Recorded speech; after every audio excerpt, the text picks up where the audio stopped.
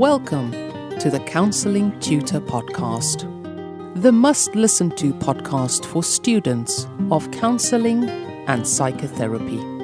Here are your hosts, Rory Lees-Oakes and Ken Kelly.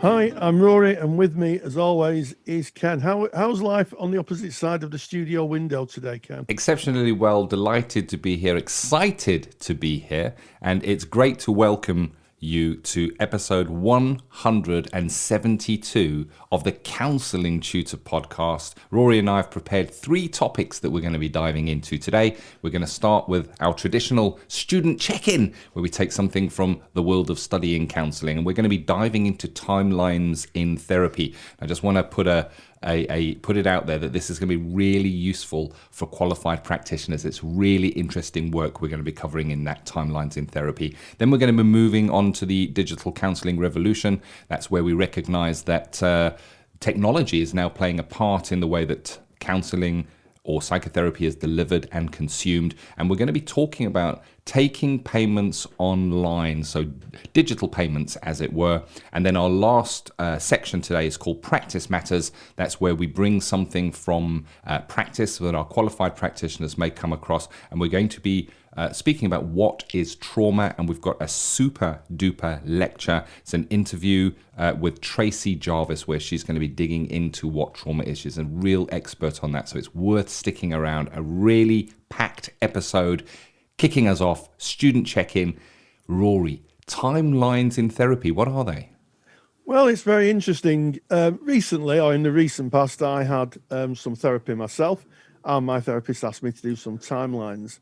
And I've done this time and time again in training, and I've assisted students working on their own timelines. I think what was very interesting this time was how the therapist actually handled the information. And before I go on to outline what timelines are and how very useful they are in therapy, this is a question that came up in our Facebook page. And if you're not a member of our Facebook page, type Counselling Tutor into Facebook, and you'll find us. We're a closed group. Knock on the door. We're super friendly.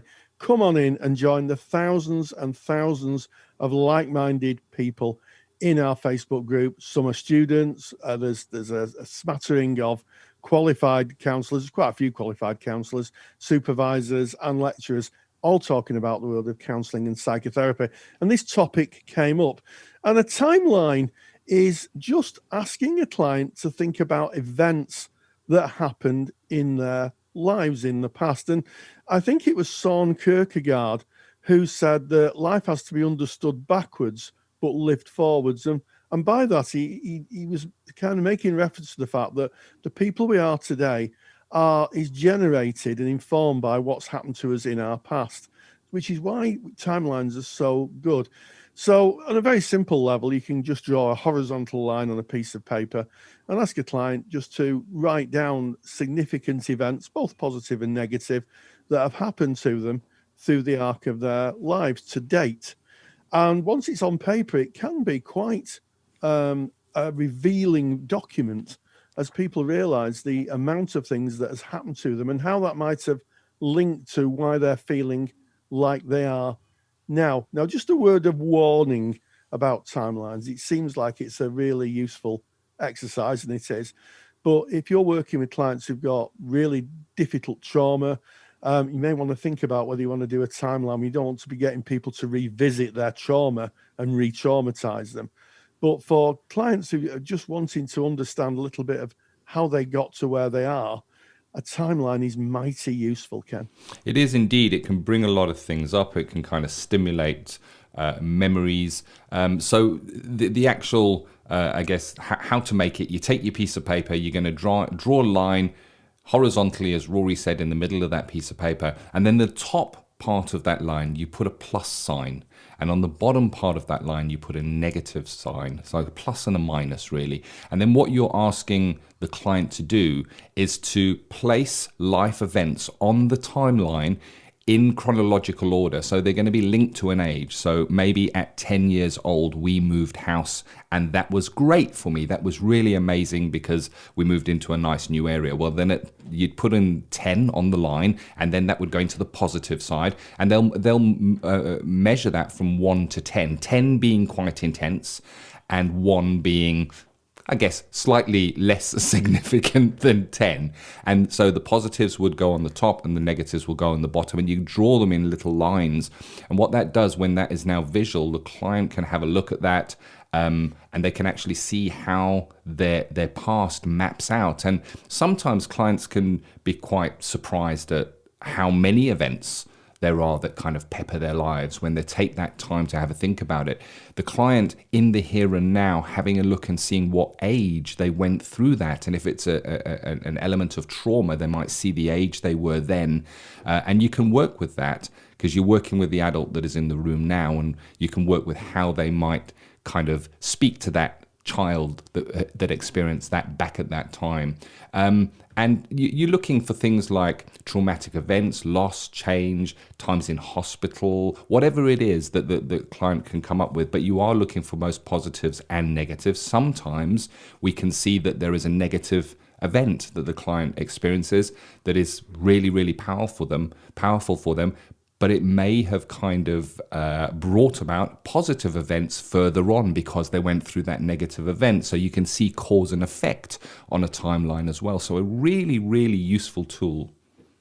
Yes, and one of the things that occurred to me doing this, because when my therapist produced a timeline, I thought, I've done these for years in my practice and in my training, and in fact in my early therapy.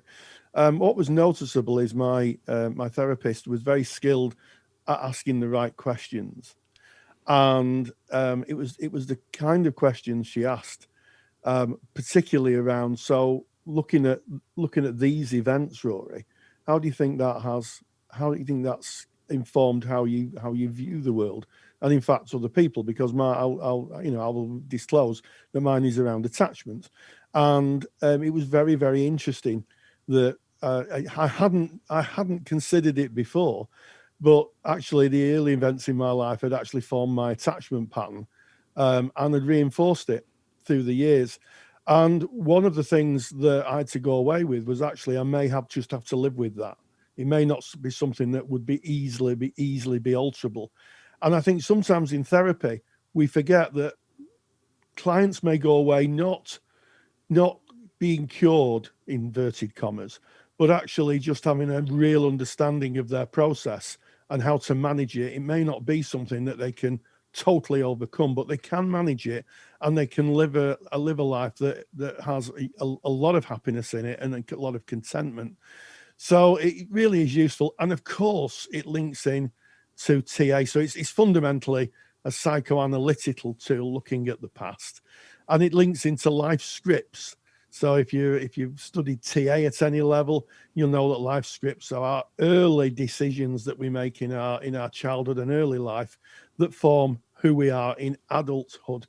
It's not something that's taught often in person-centered therapy, but it's a very, very useful tool. And I believe it can be used in a person-centered way because, as Søren Kierkegaard, who Rogers thought a lot of, he's one of Rogers' favorite philosophers, he believed that you had to look at life in the past before you could look at life in the here and now. So it's a very, very useful tool, but it has to be used with a lot of thought. Indeed, it does. Speaking about that thought, it's something that you would bring in early in the session. So it's not something you'd like in the last 15 minutes of the session go, why don't we do these timelines? You want to bring it in early in the session. You want to give the client the opportunity to stop anytime they like. If you are working as a person-centered therapist, I think this has a place. And although in person-centered therapy, it's very unlikely you're going to get out a piece of paper and a pen with a client, but you can if you have the permission of the client. Because remember, in person-centered, we are client-led. So you might share that there is this exercise. Are you interested in us pursuing that? And if the client then says, yes, I'd like to look at that, it is their choice to do so. Similarly, when working with the timeline, if you're working in a person-centered way, you might do the timeline with the client and then say to the client, Is there anything here that stands out for you? Where would you like to start? Is there anything you'd like to dig into? So again, you can work in a really person-centered way, even though, as Rory, you've mentioned, it does have its roots in transaction analysis. You mentioned it can bring up very, very strong emotions. So giving the client the opportunity to stop at any time, giving them enough time at the end of the session after doing the exercise to ground and come back into the here and now and to check that that client is okay before they move on, I guess. A really useful tool. And we have a free handout that's kind of, Rory has created this. It's really good. It's in depth and it gives you a real good underlying overview. I don't know what I was trying to say. I was trying to say understanding and overview at the same time there, underlying. And really good overview of using timelines in therapy. And if you want to get a copy of that handout, it is free. You just go to our website, which is counsellingtutor.com. You're going to need to find our podcasts and you can find them in the top menu. Click on podcasts and go to episode 172 because that's today's episode. There you'll find all the show notes from today's discussion with any relevant links, but you'll also find a little button where you can click and you can download using timelines in therapy, that handout. And of course, if you are a member of our paid for resource, which is our counselling study resource, well, this handout is already present in the counselling study resource in the CSR. So if you are a member of CSR and you're a student using CSR to underpin and support you through your studies, then just log into CSR, do a search for timeline in the search box, and that will come up for you. And of course, if you're not a member of CSR and you're wondering what that is, you can get more information on that by visiting our website, counsellingtutor.com. All the info is there. So there you have it, timelines. And on our timeline today, we kind of move from our student check-in right into our digital counselling revolution. And today, we're going to be talking about taking payments online. Digital Counselling Revolution. Well, what a great segue. I see what you did there with the timeline and moving into the next topic. Really, really good segue there. And we're going to talk a little bit about taking payments for online therapy. And the other day I was pottering around the kitchen and I looked at 2 coins and I thought to myself, I wonder what this is. Have we been abroad and had a couple of coins left from our trip abroad? And realised that actually there were two £2 coins here in the UK. We have £2 coins. And the reason for my surprise was that since March and since the lockdown and the COVID epidemic, I've hardly ever used cash. I've used my card or paid online, and we're moving as a society, it would seem, to online payments. So how does this transpose into therapy? If you're working face-to-face, it's very possible that clients pay you in cash. However, more and more people are choosing to pay online, and there are lots of different payment gateways that you can use. And occasionally people are a little bit worried that if it goes directly into the bank account, someone in the bank may look at their bank statement and be able to identify the client. So there are some very, very creative ways, legal, I have to say, because everything has to be legal when you're dealing with money, of making sure that when you do charge the client, they can do it with relative anonymity. The thing is with the banking system is that no one's anonymous. You can't be sending anonymous money to people. The banks will pick it up, their fraud departments will pick it up. But you can do it in a way where the client feels that they have relative anonymity and it's sufficient. And of course, if you're in a paid role, you get paid. And there are quite a few mechanisms for that, aren't there, Ken? There are indeed. They're called payment gateways. And all that basically mean is it's a little doorway that allows somebody to pay. What's wonderful is they can pay via your website. So we're speaking about the Digital Counselling Revolution. A website is a digital medium where you put your offer out of who you are and how you work. And you can take payment either pre or post session from your website. And I'm just going to give you 2 of the payment gateways that can be used for that. Now, I do have to put in here that it depends on where you are in the world. So the first one I'm going to say is PayPal. Now, PayPal has been around for many, many years, and it started off as the means of payment for anything that was bought or sold on eBay. And it was, of course, developed by our good friend, Mr. Elon Musk, back in the day. It's where he made his fortune in developing PayPal. But PayPal has grown. It split off from eBay, and it has grown significantly. And it is now, you can send invoices via PayPal. You can put little buttons on your site where people can click on that button and they can make a payment. You can maybe just get a web developer or somebody to help you put that on if you're not technically minded. But it is a rather simple process. And what I'd like to say here is it is secure. It is encrypted at, I think, 256-bit, if I'm not mistaken. So the details that your customers are placing within that form are secure. They're not seen by anybody, including by you. It will just go straight into your PayPal account. So you don't necessarily need to see their details. And they can pay you using their PayPal account, or they can use a credit card or a debit card through PayPal as well. So that is one way of taking a digital payment. And the other payment gateway that I will share, which gives you a little more flexibility, although it does come with some, added technical issues, challenges. I'm not going to use the word issues. I'm taking back issues, Rory, and putting in challenges. Take that back. No issues, only challenges here. And it's called Stripe, Stripe. If you go online and you put that in, you will certainly find Stripe. They're an online payment gateway. They are amazing. And with Stripe, you will be working with credit and debit cards. It's very, very smart. It's little forms that you can put onto your website. And again, from Stripe, you can also send invoices post-therapy to collect payment. So there are just two of the gateways. We live in the age now where it's about ease of use. And as you quite rightly said, Rory, cash is getting less and less and less. As we look to the economy in general, it looks like the economy will be turning digital. Already, we kind of work in a digital way where you look at your bank account and what you see there are just numbers, and you can send that money to somebody else. It's digitally transferred. And this is just a way of taking digital currency from clients.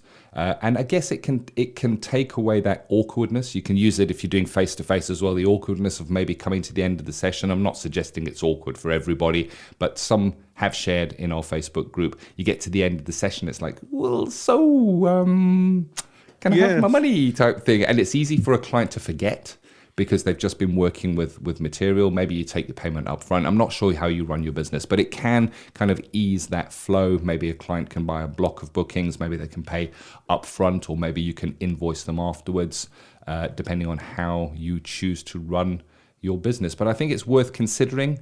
Don't be frightened of it. If you're thinking things like, I'm not good with technology, I don't really understand website stuff, it's okay. There are people can help. And if you go to either PayPal, the ones we've mentioned today, or Stripe, there's usually some really good, in fact, there are some really good help tips on their website that'll tell you exactly how to use their product. Yes, absolutely. And it also saves you having a separate bank account. Some people may want to use their current account and not open another bank account up for their business. If you're paying money in for clients using backs, they pay your bank account. If you've got a shared bank account, people, your partner will be able to see who's paying in, and of course that's a confidentiality issue. If you pay via Stripe or PayPal, you can just transfer the money into your bank account and it says from PayPal. So it's just an added layer of confidentiality. And also, I think, in the age we live in, clients, people pay like this. This is how we pay. Think about when you're buying anything online, shopping, clothes, any kind of goods or services. It's usually all done through a payment gateway. So this isn't unusual for clients. And actually, I think gives a kind of gloss of professionalism. Oh, yes. It looks like you're a professional business. As opposed to, can you stick money in an envelope and post it to me?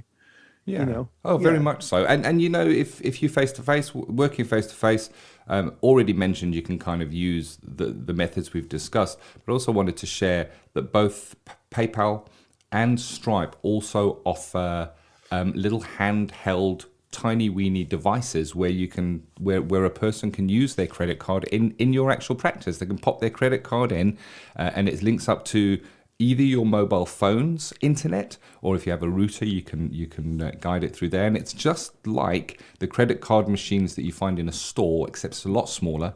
Takes a little bit longer to go through sometimes because you don't have the priority of queue that somebody massive like a big chain store would have.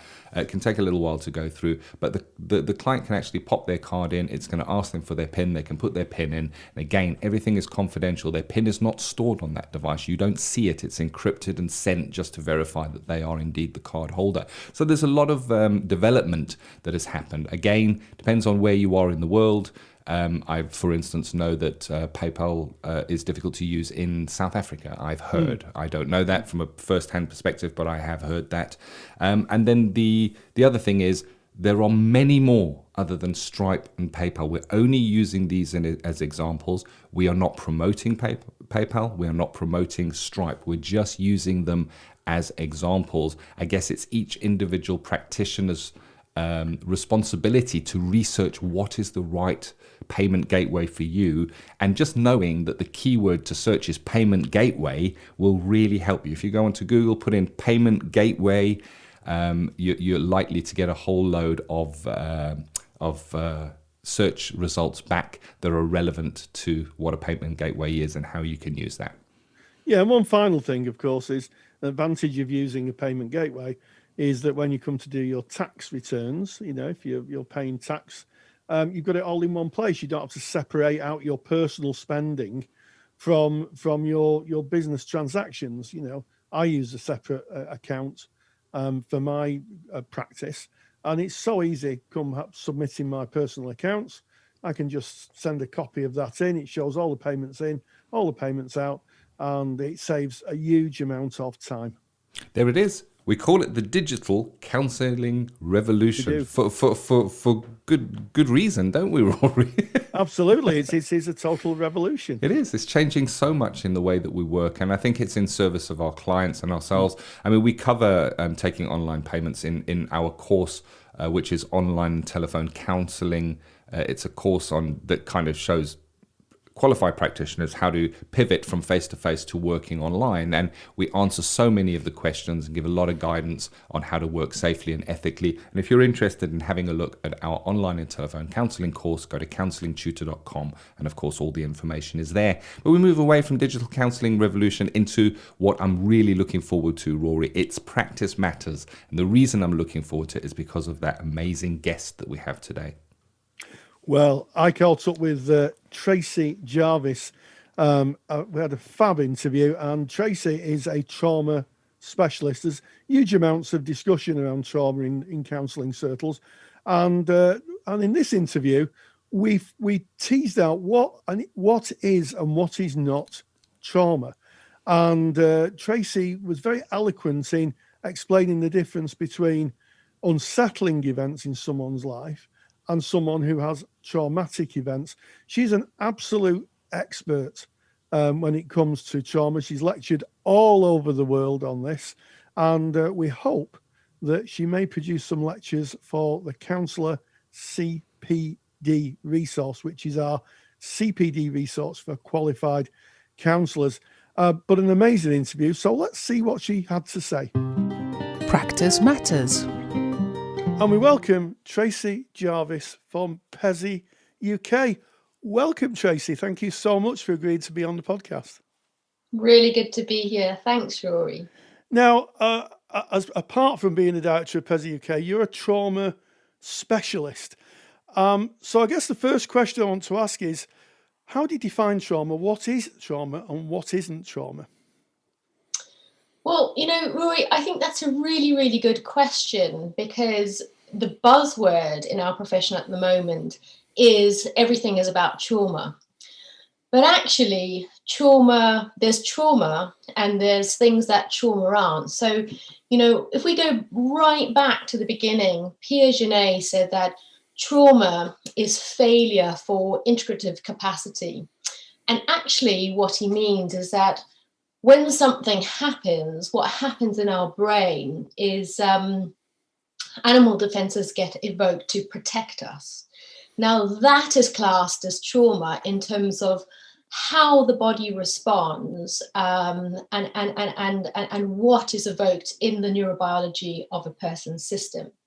So, for example, we can differentiate between relational trauma, where a parent or caregiver might be frightened or frightening. And in those experiences with a child, there are animal defenses evoked in the brain, which then can play out later in terms of mental health problems. But there are also other experiences, such as, parents that might bully, but it's not traumatic. There might be developmental wounding, which is not traumatic. And what I mean by not traumatic is some of these very primitive responses in the brain are not evoked, but there is an emotional wounding. So in counselling and psychotherapy, we want to be very, very clear that we're not just using trauma in terms of its buzzword, in terms of its use, but we're actually looking at, okay, this is trauma, and this might be sort of developmental injury or wounding, and making a very, very fine distinction between that with our clients as well as our colleagues. Yeah, I mean, I think that's a really clear outline, Tracy, and I think that what I'm taking away from this already is that trauma per se is something that is biological. It sets a biological process off in the brain, which sets the limbic system, that middle brain, that emotional brain, into maybe fight, flight, freeze, or flop, as it's sometimes referred to. Whereas developmental wounding is more of an emotional hit. It's a more of a carried more emotionally. So I guess my next question is, how do we define that in clients when a client's in front of us? What's our clinical thinking around that?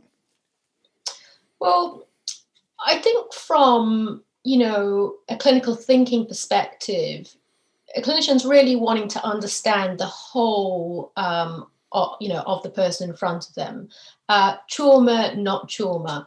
So one of the questions actually which comes from Janina Fisher, which is such a great question to ask, is really not to kind of go into trauma, but is to ask a question somewhere in assessment. For example, like, was either one of your parents frightened or frightening? Which will say to us, what sort of responses have been evoked in actually not the mammalian brain, but more the reptilian brain, which is kind of like our really, really old part of the brain that evokes these kind of responses. So that is sort of one thing.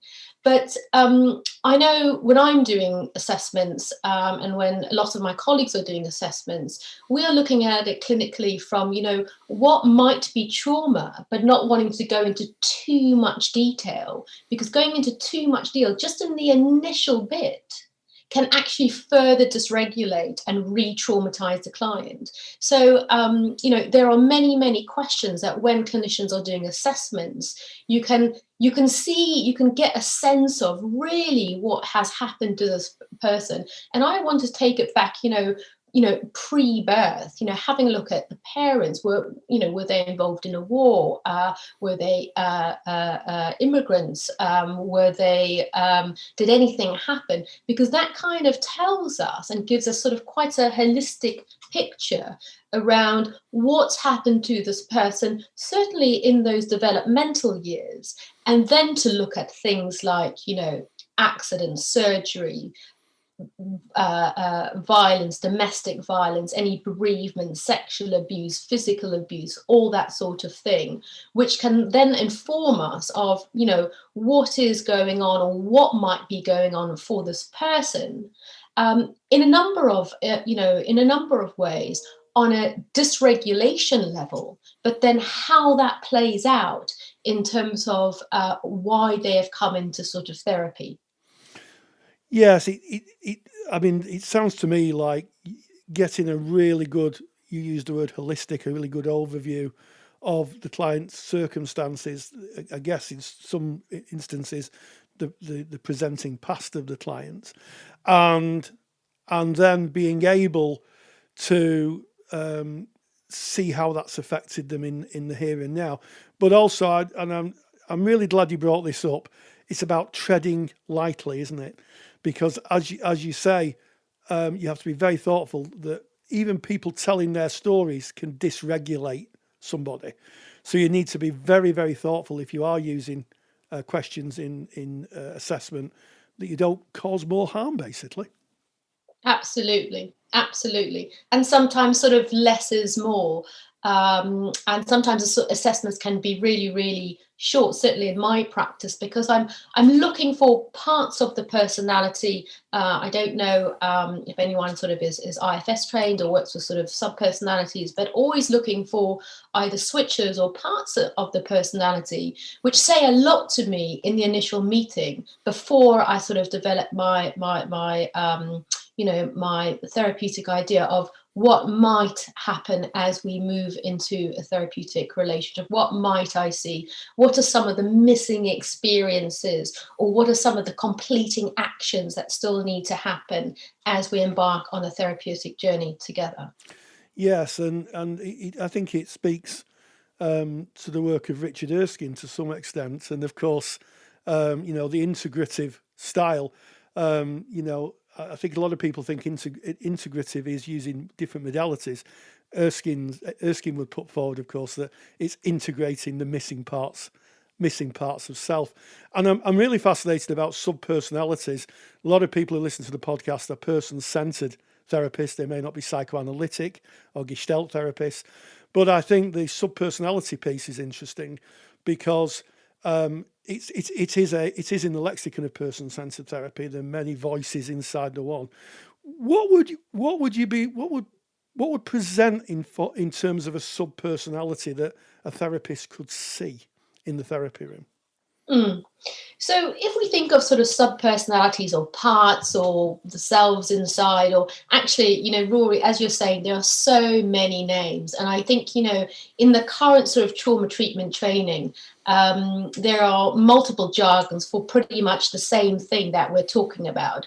And as you were talking about that sort of integrative holistic view, it's about being able to sort of conceptualize different modalities while carrying out treatment and the depth process at the same time. So what I'm looking for when I'm working with people is, it can be really finely nuanced. It could be a movement in the hand when I say a certain word. It could be sort of a different tone of voice in terms of prosody.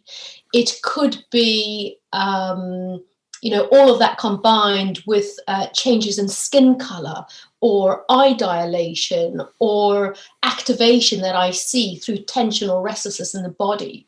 So really, when we're looking at parts, hearing that in terms of what people are saying, from the story right down to those beliefs, but also looking at the neurobiology. And what I mean by neurobiology is, how is this part of a person or what they're expressing showing up in the body, in their body?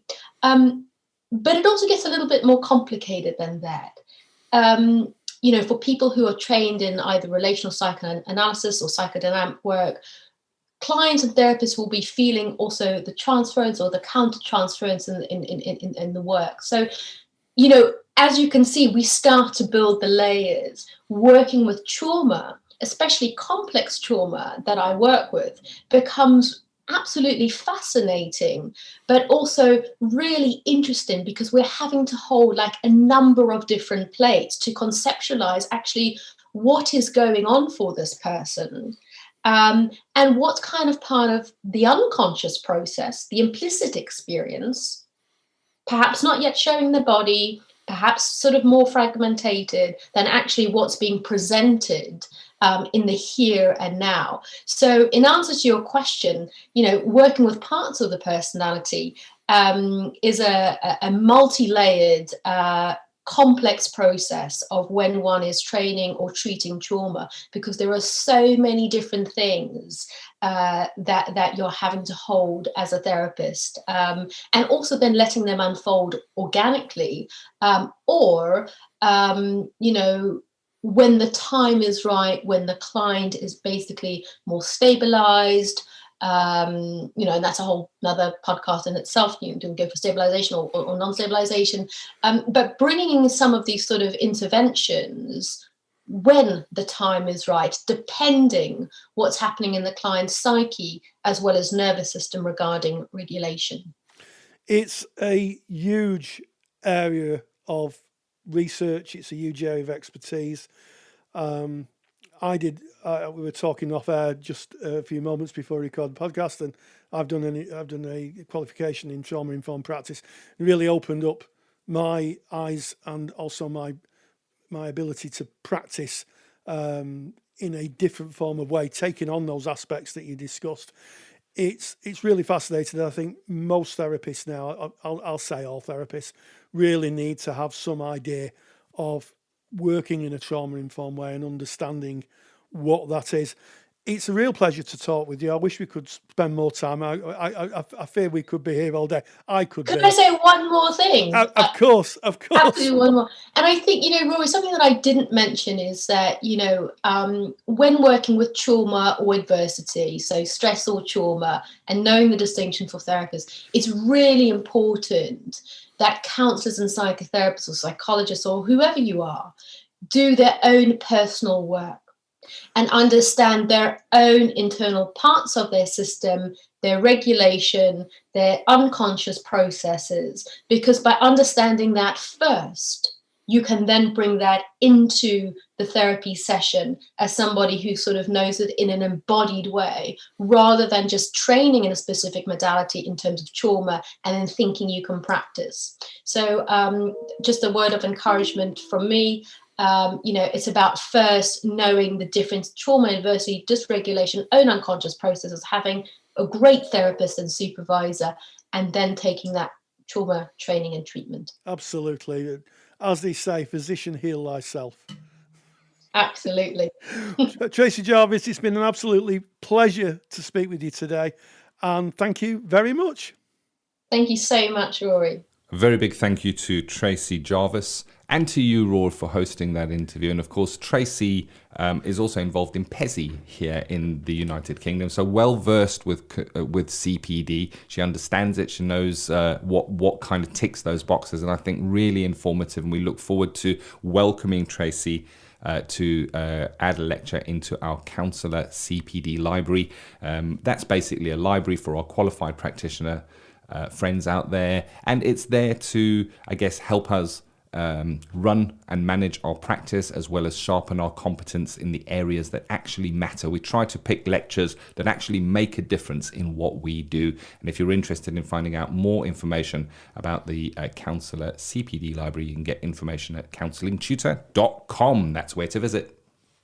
Absolutely. And what an interesting mix of topics in our episode today. We started with timelines in therapy, looking at how to look at the presenting past to help clients understand where they are in the here and now. And in the Digital Counselling Revolution, we talked about taking payments. It's an essential part of someone who makes a living from counselling, being paid for their work. And we talked about different payment gateways and the advantages of embracing new technology to both make yourself more efficient and give the client a real choice. And then finally, we looked at trauma. What is trauma? What isn't trauma? A great interview with Tracy Jarvis, and looking at trauma and also really digging deep into how trauma affects people. Great episode. And as always, stay grounded, stay safe, and join the digital revolution. Take the stress out of your counselling studies and get the support of Rory and I by joining us in the Counselling Study Resource. Counselling Study Resource, or CSR for short, is the world's most comprehensive assignment guidance and study support resource for students just like you of counselling and psychotherapy. See how Counselling Study Resource can help you.